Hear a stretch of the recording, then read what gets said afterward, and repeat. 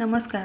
चैत्र पौर्णिमेच्या दिवशी सूर्योदयाच्या वेळी हनुमानाचा जन्म झाला असे मानले जाते. म्हणूनच आपल्याला उद्या सकाळीच अत्यंत महत्त्वाचा हा एक उपाय करायचा आहे. उद्या गुरुवार, हनुमान जयंती.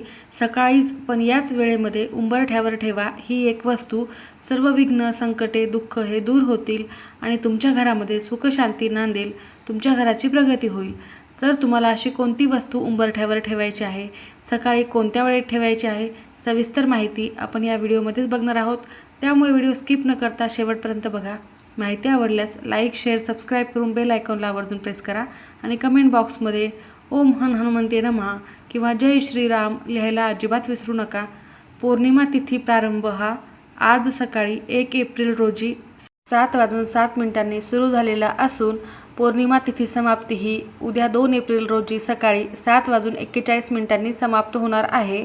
तर हनुमान जयंती 2 एप्रिल रोजी उदय तिथीनुसार साजरी करण्यात येणार आहे.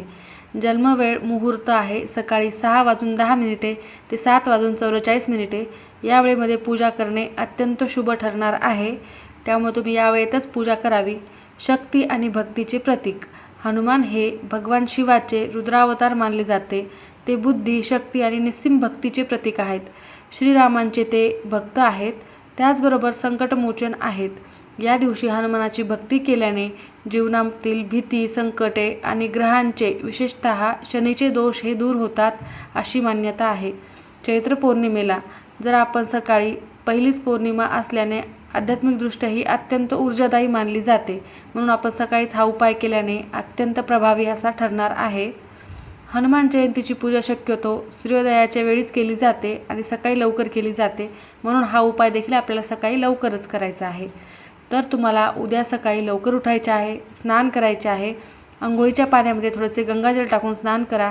थोडीशी हळद देखील टाकू शकता, कारण उद्या गुरुवार देखील आहे आणि गुरुवारी हळद वापरणे अत्यंत शुभ मानले जाते. अंघोळीच्या पाण्यामध्ये तुम्ही उद्या हळद टाकून स्नान केल्याने तुमचा गुरुग्रह देखील मजबूत होत असतो. म्हणून हळद देखील थोडी टाकावी. त्यानंतर एक स्वच्छ वस्त्र परिधान करायचे आहे. तुम्ही उद्याच्या दिवशी लाल किंवा पिवळ्या रंगाचे वस्त्र परिधान करू शकता. त्यानंतर पाटावर किंवा चौरंगावर लाल वस्त्र अंथरून त्यावर हनुमानाची मूर्ती किंवा फोटो स्थापित करायचा आहे. हनुमंताला स्वच्छ पाण्याने अभिषेक करावा. त्यांना शेंदूर प्रिय आहे, त्यामुळे शेंदूर देखील लावावा. म्हणून हनुमानाला शेंदूर आणि चमेलीचे तेल हे अर्पण करायचे आहे. जर तुम्हाला घरी पूजा करणे शक्य नाही झाले तर सकाळी तुम्ही लवकरच हनुमानाच्या मंदिरात जाऊन त्यांचे दर्शन घेऊन यायचे आहे. रुईच्या फुलांची माळ हनुमंताला अर्पण करायची आहे. त्याचबरोबर हनुमंताला बुंदीचे लाडू, सुंठवडा म्हणजेच पंजिरी किंवा मग केळीचा नैवेद्य दाखवायचा आहे. पूजेदरम्यान हनुमान चालीसा, बजरंग बाण, सुंदरकांड याचे पठण करणे अत्यंत फलदायी मानले जाते. शेवटी हनुमानाची आरती करून सर्वांना प्रसाद वाटप करायचा आहे. तर तुम्हाला यावर्षी 2 एप्रिल रोजी सकाळी 7:41 पौर्णिमा असली तरी सूर्योदयाची तिथी उदय तिथी 2 एप्रिलला असल्याने त्या दिवशी मंदिरात आणि घरी जन्मोत्सव साजरा केला जाणार आहे. अनेक ठिकाणी पहाटे हनुमान जन्माचा पाळणा देखील म्हटला जातो. तर तुम्हाला अशा प्रकारे विधिवत हनुमान जन्मोत्सव साजरा करायचा आहे. आणि उद्या चैत्र पौर्णिमा देखील आहे. तर चैत्र पौर्णिमा तिथी ही अत्यंत महत्त्वाची तिथी आहे. आपण पौर्णिमेच्या आणि अमावस्येच्या तिथीला गुरुवारी उंबरठा पूजन हे करतच असतो. हे करणे अत्यंत फलदायी मानले जाते. आणि उद्या तर हनुमान जयंती, पौर्णिमा तिथी देखील आहे, गुरुवार देखील आहे. अत्यंत सुयोग जुळून आलेला असल्यामुळे तुम्हाला उद्या कोणत्याही परिस्थितीत उंबरठा पूजन करून उंबरठ्यावर ही एक वस्तू ही ठेवायची आहे. जेव्हा पौर्णिमा तिथी ही गुरुवारी येत असते ते अत्यंत शुभ मानली जाते. गुरु चंद्र संयोग जुळून येत असतो. ज्योतिषशास्त्रानुसार पौर्णिमेचा स्वामी चंद्र आहे आणि गुरुवार हा बृहस्पतीचा म्हणजेच गुरुचा वार आहे. या संयोगामुळे गजकेशरी योग तयार होत असतो, जे सुखसमृद्धी देतात. दत्तभक्त आणि हनुमान भक्त. हनुमान हे भगवान शिवाचे अवतार आहेत आणि दत्तात्रयामध्येही शिवाचा अंश आहे. त्यामुळे गुरुवारी येणारी हनुमान जयंती गुरुतत्वाचा आशीर्वाद देखील मिळवून देणार आहे. त्यासोबतच गुरुवार भगवान विष्णूंचा वार आहे. हनुमान हे विष्णूंचे अवतार प्रभू श्रीराम यांचे परम भक्त आहेत. त्यामुळे या दिवशी केलेली पूजा, केलेले उपाय हे वाया जाणार नाही, तर भरभरून प्रगती होणार आहे आणि भगवान श्रीरामांचे आणि हनुमंताचे देखील तुम्हाला आशीर्वाद प्राप्त होणार आहे. जसे सूर्याचे उगवणे हे भक्तीचे, प्रकाशाचे प्रतीक आहे, त्याचप्रमाणे आध्यात्मिक भरभराट होण्यासाठी उंबरठा पूजन करणे देखील खूप महत्त्वाचे आहे. त्या तुम्हाला उंबरठ्यावर ही एक वस्तू ठेवून एक मंत्र म्हणायचा आहे. भीमरूपी महारुद्रा वज्र हनुमान मारुती वनारी अंजनी सुता रामदूता प्रभंजना. हा मंत्र म्हणल्याने तुमच्या कुटुंबाला आरोग्य, ऐश्वर्य आणि विजयाचे कायम तुम्हाला सन्मानित होण्याचे प्रतीक प्राप्त होणार आहे. कारण हनुमंताचे आशीर्वाद हे प्राप्त होतील. त्यामुळे तुम्ही हा मंत्र आवर्जून म्हणायचा आहे. आपल्या भारतीय संस्कृतीत उंबरठ्याला लक्ष्मीचे स्थान मानले जाते, घराचे संरक्षण कवच मानले जाते आणि घराचं सर्वस्व मानले जाते. गुरुवारी पौर्णिमेला उंबरठा पूजन करण्याला खूप महत्त्व आहे. यामुळे नकारात्मकतेचा नाश होतो, लक्ष्मीचे आगमन होते आणि हनुमान जयंतीचा योग आलेला असल्यामुळे तुम्हाला हे काम करायचेच आहे. तर तुम्हाला उद्या हा उपाय कधी करायचा आहे, तर सकाळी तुम्ही जेव्हा हनुमान जयंती उत्सव साजरा करणार आहात त्यावेळेला केला तरीही उत्तम ठरेल, किंवा मग तुम्ही 11 वाजेपर्यंत हा उपाय करू शकता, काहीही हरकत नाही. सकाळी लवकरात लवकर करणे झाले तर आवर्जून हनुमान जन्मोत्सवाच्या वेळेलाच तुम्ही हा उपाय करायचा आहे.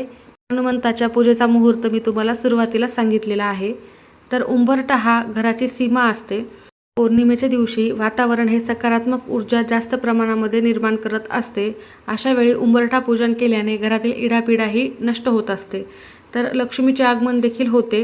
गुरुवार हा भगवान विष्णू आणि माता लक्ष्मीचा वार आहे. पौर्णिमेला उंबरठा पूजन करून उंबरठा स्वच्छ करून त्याची विधिवत पूजा केल्याने घरात अखंड लक्ष्मीचा वास राहतो. त्याचबरोबर या दिवशी हनुमान जन्मोत्सव आल्याने हनुमानाची शक्ती घराचे संरक्षण करते.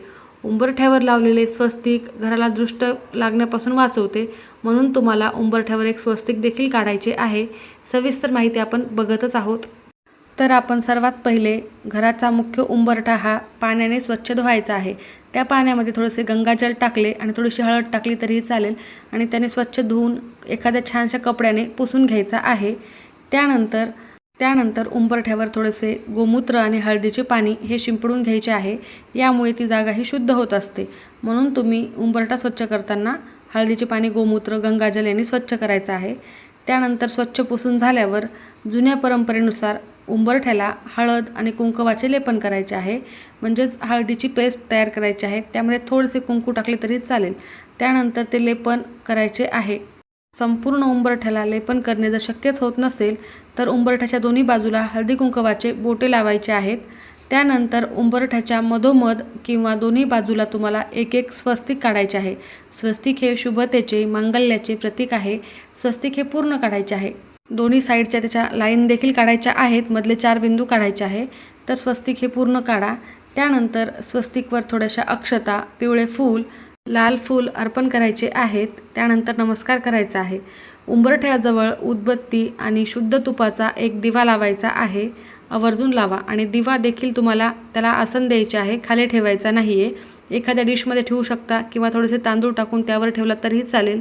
त्यानंतर तुम्हाला प्रार्थना करायची आहे. हे वास्तुदेवता, हे लक्ष्मी माते, माझ्या घरात सुखसमृद्धी नांदू दे आणि प्रभू हनुमंताच्या कृपेने घराचे संरक्षण होऊ दे, अशी प्रार्थना करायची आहे. तुमच्या मुख्य प्रवेशद्वाराला आंब्याच्या पानाचे किंवा झेंडूंच्या फुलांचे तोरण देखील आवर्जून लावा. खूप सकारात्मक प्रभाव याचा पाहायला मिळतो. उंबरठ्याबाहेर छानशी रांगोळी देखील काढायची आहे.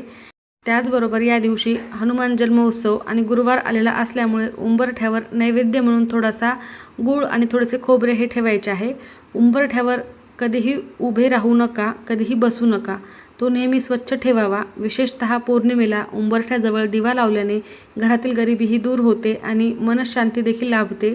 तुम्ही जो उंबरठ्यावर तुपाचा दिवा लावणार आहात, तूप असेल तर तूप टाका, तूप नसेल तर तेल टाकले तरीही चालेल. पण त्यामध्ये तुम्हाला 2 अखंड फुलांच्या लवंगा ह्या आवर्जून टाकायच्या आहेत. लवंगा ह्या दारिद्र्यनाशक असतात आणि असे केल्याने माता लक्ष्मी देखील प्रसन्न होते. उद्या चैत्र पौर्णिमा देखील असल्यामुळे तुम्हाला उंबरठ्याच्या मधोमध अष्टलक्ष्मीचे स्वरूप 8 रेषा ओढून घ्यायच्या आहेत. त्यांची देखील तुम्हाला पूजा करायची आहे. तुमच्या उंबरठ्यावर तुम्हाला व्यवस्थितपणे लेपन केल्यानंतर तुम्ही अशा प्रकारे 2 स्वस्तिक काढायचे आहेत आणि मध्ये अष्टलक्ष्मीचे स्वरूप काढायचे आहे. त्यामुळे तुमच्या उंबरठ्यावर अगदी सात्विक आणि सकारात्मक वातावरण हे निर्माण होईल. माता लक्ष्मी अर्थातच तुमच्या घरामध्ये कायम वास करेल. आणि हे अष्टलक्ष्मीचे स्वरूप काढत असताना 8 लक्ष्मीचे नाव घ्यायचे आहेत.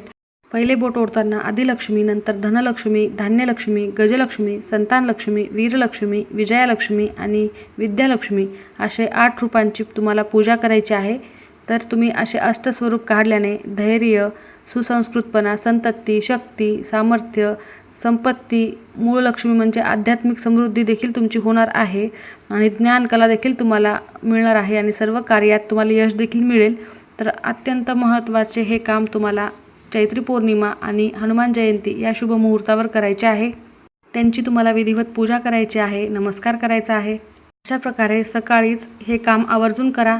तुम्हाला साक्षात हनुमंताचे आणि अष्टलक्ष्मीचे त्यासोबतच भगवान विष्णूंचेही गुरूंचेही आशीर्वाद प्राप्त होतील. तर नक्की हे काम करा. माहिती आवडली असेल तर नक्की लाईक करा. सर्वांचे खूप खूप धन्यवाद.